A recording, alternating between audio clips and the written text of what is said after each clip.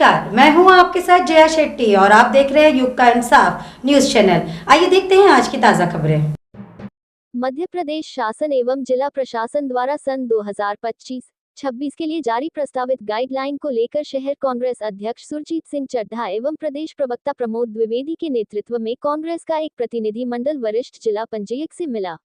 इस अवसर पर वरिष्ठ अभिभाषक प्रमोद द्विवेदी ने आपत्ति पत्र में सुझाव देते हुए बताया कि मध्य प्रदेश की गंदी बस्ती क्षेत्र अधिनियम 1976 की धारा 3 के अंतर्गत सक्षम प्राधिकारी द्वारा घोषित गंदी बस्तियों में 40 वर्ग मीटर तक के भूखंडों का मूल्यांकन एवं 35 वर्ग मीटर तक के भवनों का मूल्यांकन 50% ही हो तथा गंदी बस्तियों की सूची जारी करने का सुझाव दिया गया।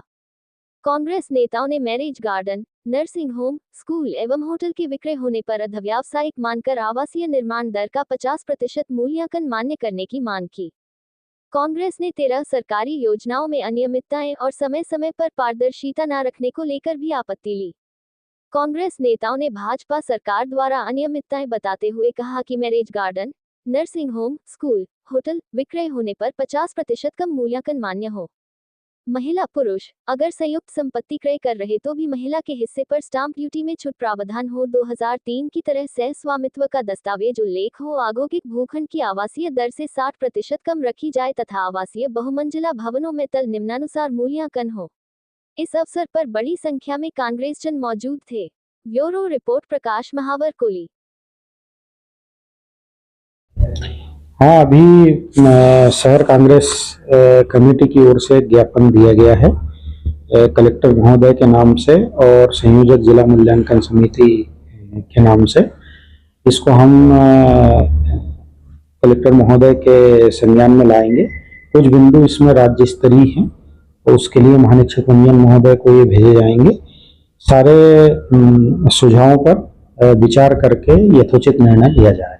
क्या क्या मांगे रखेंगे, क्या क्या जो मांगे की प्रमुख मांगे कौन सी है?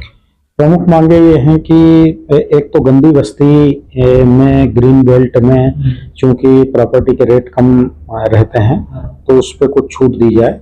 औद्योगिक चूंकि सरकार की नीति है औद्योगिकरण को बढ़ावा देने की, तो उद्योगों में छूट को बढ़ावा दिया जाए। साथ में जो आवासीय मल्टीज हैं उसमें 3 फ्लोर के बाद भी इससे ऊपर पे भी छूट दी जाए। ये प्रमुख मांगे हैं। अब आगे बढ़ाएंगे अपने स्तर पे कुछ करने लायक है? इसमें सारे सुझाव राज्य स्तरीय हैं, कुछ जिला मूल्यांकन समिति के स्तर के हैं, तो हम कलेक्टर महोदय के समक्ष और जिला मूल्यांकन समिति के समक्ष रखेंगे। चूंकि ये पूरा निर्णय समितियों द्वारा लिया जाता है, इसलिए सारे निर्णय जो है वो कमेटी के सामने प्रस्तुत किए जाएंगे। सारे प्रस्ताव ज्ञापन दिया गया मूल्यांकन समिति की, तो कुछ प्रस्ताव भी रखे हैं आपने? किस तरह के प्रस्ताव रखे? हमने ज्ञापन में दिया है। आपत्ति और सुझाव मांगे गए थे कांग्रेस की तरफ से, उस पर विधिवत आपत्तियां भी उठाई गई हैं और सुझाव भी दिए गए हैं। 1976 में गंदी बस्ती निर्मूलन अधिनियम के अंतर्गत ये प्रावधान था कि 435 स्क्वायर फीट तक का कोई भी प्लाट हो, उस पर 1 मंजिला मकान बना हो तो उसकी गाइडलाइन आदि हो जाएगी। यहाँ उनके पास कोई सूची नहीं है। 1994 के बाद की हमने कहा वो सूची लगाई जाए। लिफ्ट के कारण मल्टी के भाव एक समान कर देते हैं, हमने कहा उसे हटाइए। हाई राइज मल्टियां बन रही हैं आवासीय, 3 मंजिल तक ही आप छूट दे रहे हैं तो बाकी की मंजिल को 3 मंजिल के बराबर भाव दे रहे हैं। इन्वेस्टर मीट आप कर रहे हैं, इन्वेस्टर मीट में आप उद्योग धंधे को आकर्षित करने के लिए नई नीतियां बता रहे हैं। 118 प्रकार के उद्योग जिसमें सैनिटरी, टिम्बर मार्केट, एल्युमिनियम, लोहा, ये सारे उद्योग चलते हैं। ये संपत्ति का बाजार चलेगा तो ये 118 उद्योग धंधे चलेंगे। इंदौर में आपने देखा होगा कि लाखों मजदूर भवन निर्माण में जुड़े हुए हैं। ये धंधे को उठाने की आवश्यकता है। गाइडलाइन बढ़ा करके आप राजस्व कैसे प्राप्त कर पाएंगे? हमने 2019 में मध्य प्रदेश में जब कमलनाथ जी की सरकार थी 20% गाइडलाइन कम कर दी और बहुत जगह स्टाम्प ड्यूटी कम कर दी। फलस्वरूप क्या हुआ? कोरोना समय में भी 200 करोड़ से अधिक का राजस्व अधिक मिला और लॉकडाउन भी लगा था।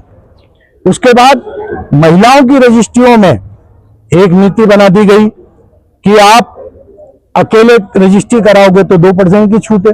हमारे समय यह नीति बनी थी कि दोनों अगर संयुक्त रूप से कर रहे हैं तो महिला के हिस्से पर छूट दो।